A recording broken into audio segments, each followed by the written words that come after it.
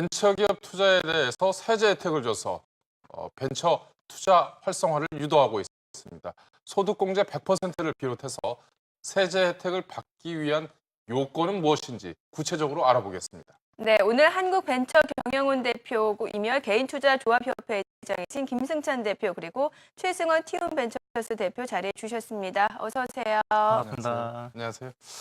먼저 이 벤처기업에 투자해서 세제 혜택을 받기 위해서는 어떤 요건이 필요한지 좀 짚어볼까요? 세제 혜택을 받기 위해서는 네. 개인이 벤처기업에 투자하거나 개인 투자 조합을 통해서 벤처기업에 투자하시면 됩니다. 네. 근데 여기에서 소득공제와 양도소득세를 비과세 혜택을 주고 있습니다. 네. 근데 여기 개인이란 것은 소득이 있는 사람을 모두 포함하는 종합소득자를 뜻합니다. 네. 그래서 직장인들, 이런 근로소득이 있는 사람뿐만 아니라 사업을 하신 분들, 그다음에 월세를 받는 임대소득자들 모두가 포함되는 개념입니다. 네. 그럼 지금 말씀을 드리면 간접 투자는 안 되는 것이고요. 개인 투자조합이라는 게 어찌 보면 간접 투자입니다. 네. 본인이 직접 투자한 게 아니고 네. 개인 투자조합은 개인 투자조합 자체, 이게 사모펀드적 성격이기 때문에 네. 이게 운영하는 사람이 있거든요. 업무집행조합원이 있는데 그 펀드에 투자하는 형식으로 해서. 그러니까 제 말씀은요.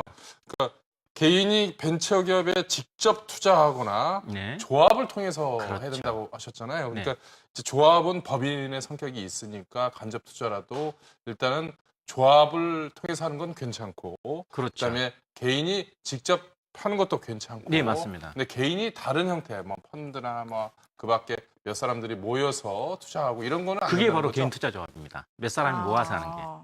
그러니까 모으기만 하면 조합이 되나요? 아니면 조합의 중소기업 지위를 중에 얻어야 되나요? 지위를 얻어야 됩니다. 그게 네. 이제 중소기업청에 등록하는 절차가 있습니다. 네, 그러니까 그 조합의 법인의 이 성격을 획득을 해야지 맞습니다.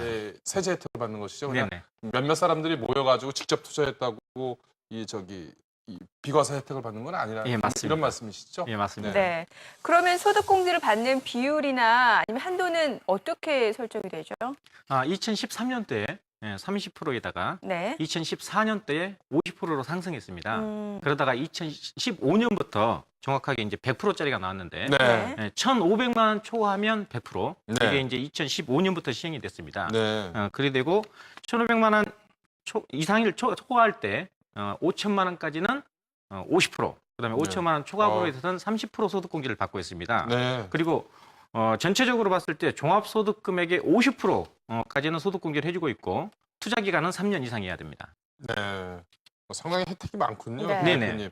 그런데 이 근로소득자가 이제 올해 투자하면은 내년 1월 연말정산에 소득공제를 받을 수 있는 겁니까? 네, 맞습니다. 네. 올해 안에 물론 투자를 해서 등기까지 돼야 됩니다. 네네. 그래서 올해 안에 투자하시면 내년 1월 달에 연말정산을 하기 때문에 네. 2월 달에 이제 환급을 받든가 돌려받을 수 있게 됩니다. 네.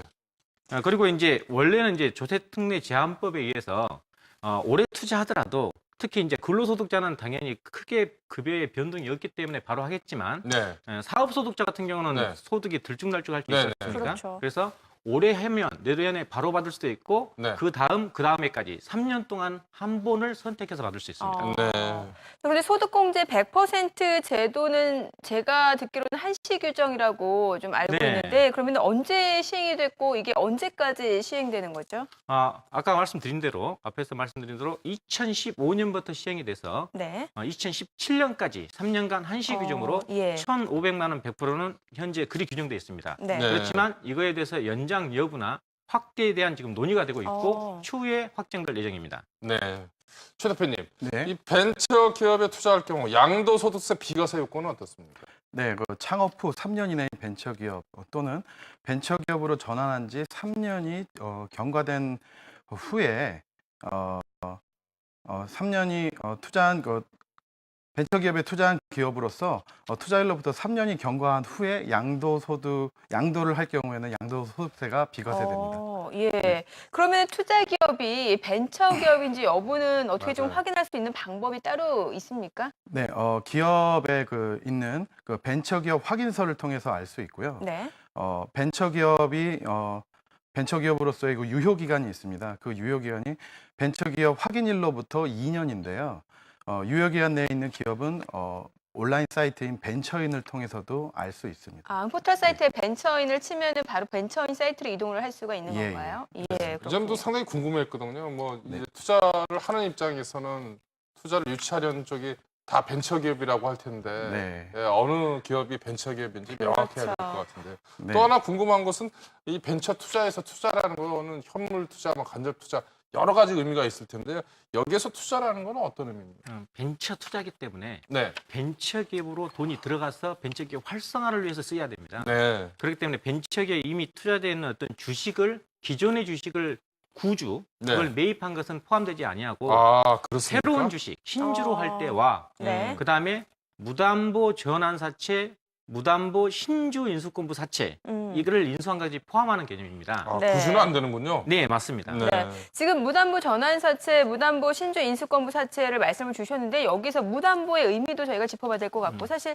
전환사채라든지 신주 인수권부 사채 모르시는 분들 많으시거든요. 좀 더 설명이 필요할 것 같아요. 아마 일반인들이 보기에는 상당히 어려운 예. 개념일 겁니다. 근데 이제 쉽게 말씀드리면 앞에서 말씀드렸다시피 기업으로 돈이 들어가야 되기 때문에 기업에 부담을 주면 안 되거든요. 네. 그렇기 때문에 무담보라는 것은 뭐 대표이사에게 보증을 사라든가 아. 아니면 뭐 회사의 뭐 공장이나 기계나 이런 데 저당권을 설정한다든가 네. 특허나 어떤 권리에서 질권을 설정한다든가 네. 이러면 안 되거든요. 네. 부담 없이 돈이 투자가 돼야 되기 때문에. 네. 그리고 이제 그게 담보가 없어야 되는 게 무담보고 네. 네. 전환사채라는 것은 사채이기 때문에 네. 사채는 채권입니다. 그렇죠.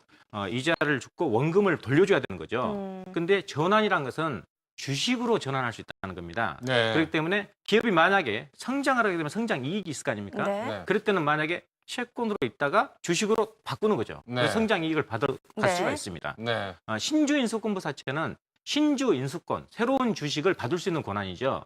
그렇기 때문에 채권은 있지만 새로운 주식으로 만약에 기업이 성장했으면 주식으로 또 주세요 이렇게 할 수 있는 권한입니다. 그래서 이익이 있으면 주식으로도 받을 수 있다는 뜻입니다. 네. 알겠습니다. 그렇다면 지금 대표님 말씀드리면 이제 이게 쉽게 설명을 잘 해주셨는데 네.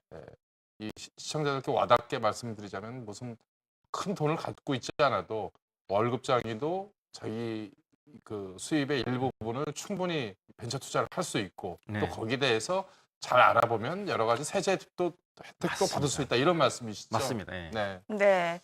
자, 지금 뭐 전환사채, 신주 인수권부 사채에 대해서 지금 말씀을 주셨는데, 자, 그렇다면 뭐 또 다른 포인트 좀 저희가 짚어봐야 될 내용이 좀 있을까요?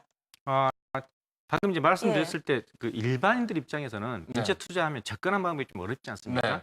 근데 물론 이제 직접 투자할 수도 있지만 네. 직접 찾기는 쉽지 않기 때문에 네. 지난주에도 말씀드렸다시피 크라우드 펀딩 이게 아. 이제 사실은 직접 투자의 방법이면서 확대하는 방법이거든요. 네. 그게 있고 개인 투자 조합 네. 이거는 이제 간접적으로 들어가면서 바로 찾을 수 있는 부분이 있습니다. 네, 대표님. 근데 그 조합에 투자하면 그래도 좀 그런 투자자 입장에서는 잘 모르는 벤처기업에 투자하기보다는 조합에 좀 문의를 하면 그 내가 투자할 그 기업이 어느 정도 앞으로 전망이 있는지 이런 것도 좀 도움을 받을 수 있을까요? 당연하죠. 네. 그런 부분에 대해서 해결해 주는 게 바로 그 조합의 성격입니다. 네. 네. 자, 그러면 이제 투자한 금액의 일부를 매각한 경우에는 이제 어떻게 되는지 이게 중요할 것 같은데 그 경우에는 어떻게 되는 거죠? 네, 투자한 금액을 3년 동안 유지할 경우에 예. 소득공제 요건이 완성이 됩니다. 근데 이제 소득공제 제도는 3년이 경과하기 전에 소득공제 혜택을 주는 관계로 투자 금액의 일부를 매각하였다 하더라도 나머지 부분에 대해서는 소득공제 혜택을 받을 수가 있게 됩니다. 네. 네. 자, 그럼 다음 주 벤처 투자 소득공제에 대해서는 어떤 내용이 준비되어 있죠? 오늘은 이제 제도 전반에 대해서 예. 설명을 드렸고 네. 다음 주에는 실제 사례. 아. 예를 들어서 1,500만 원을 투자하면 570만 원을 돌려받는 방법. 예. 그다음에 직장인들이나 네. 그다음에 전문직 의사들이나 직업별로 실제 어느 정도 어떻게 투자하면 얼마를 받을 수 있다. 이거에 대해서 구체적으로 예를 들어서 설명을 대표님 드리겠습니다. 재밌겠네요. 네. 몇억 원씩 투자하는 게 아니고 월급장에도 얼마 정도 맞습니다. 투자하면 어떻게 될 수 있는지 직접적으로 사례로 설명해 주실 맞습니다. 때 예. 이거겠죠. 1,000만 원, 1,500만 원, 뭐 2천만 원 이 정도 투자하더라도 네, 다음 주 어떤 기다려 효과가 보겠습니다. 있다. 네, 알겠습니다. 오늘 한국벤처경영원의 김승찬 대표 그리고 티움벤처스의 최승원 대표 함께했습니다. 오늘 말씀 고맙습니다. 감사합니다.